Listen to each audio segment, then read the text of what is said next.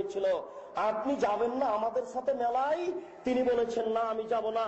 তিনি বললেন, তাল্লাহে লা আকিদান্না আসনামাকুম, অবশ্যই যখন তোমরা আমার অগোচরে চলে যাবে তখন আমি তোমাদের এই মূর্তিগুলিকে একেবারে ভেঙে খান খান করে দেব।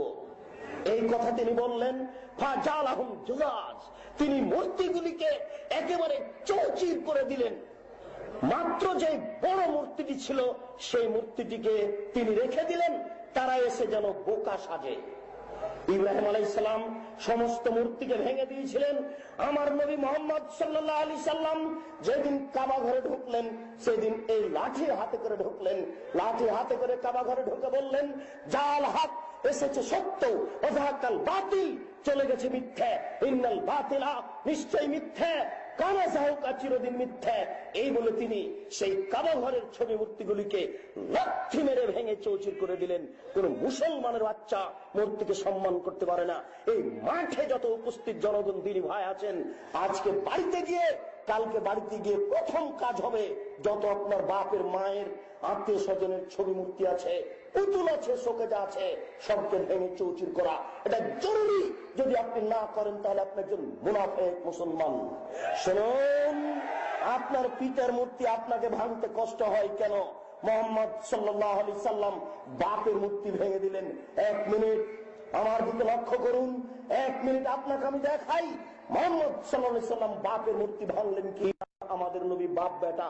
এবার যখন তিনি কাবা ঘরে ঢুকলেন, কাবা ঘরের ছবি মূর্তিগুলো ছিল ইব্রাহিমের, কাবা ঘরে মূর্তিগুলি ছিল ইসমাইলের, ইসহাকের।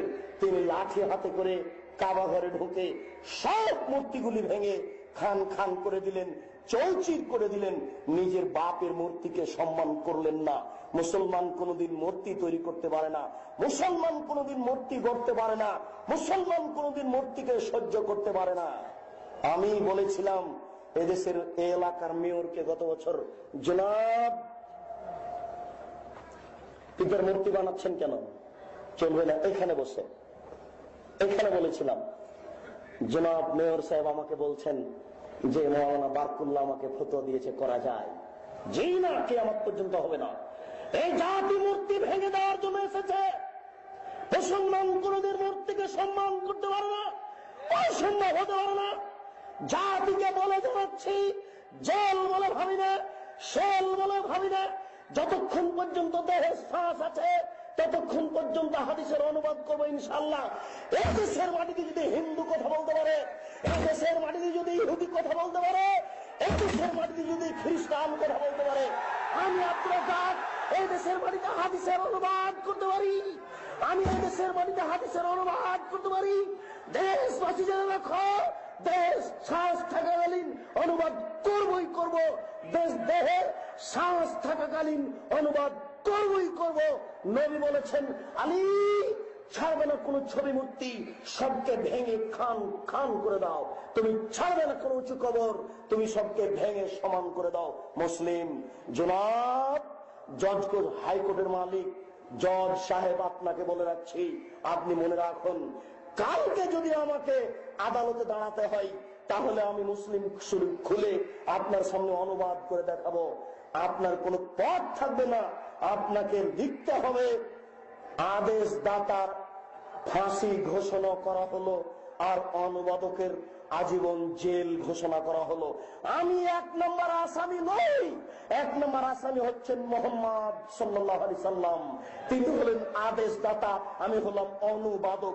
তিনি হলেন আদেশদাতা, আমি হলাম অনুবাদক। তিনি হলেন আদেশদাতা, আমি হলাম অনুবাদক। জজ সাহেব, হাইকোর্ট জজ কোর্টের আপনাকে অনুরোধ করে বলছি, আপনি আমাকে 1 নম্বর আসামি করতে পারবেন না, অসম্ভব। 1 নম্বর আসামি হচ্ছেন মুহাম্মদ সাল্লাল্লাহু আলাইহি সাল্লাম। তিনি হচ্ছেন আদেশদাতা, আমি হলাম অনুবাদক। জাতিকে বলে রাখছি, জাতি যেন এই ছবি মূর্তিকে মরা পর্যন্ত কোনদিন মূল্যায়ন না করে। যারা করে তারা মুনাফিক মুসলমান। ছবি মূর্তি মূল্যায়ন করার জিনিস নয়, এটা হচ্ছে একটা শিরকি নীতি। আপনাকে ত্যাগ করতে হবে। প্রতিপালক তুমি বড় দয়াবান, তুমি বড় রহমান,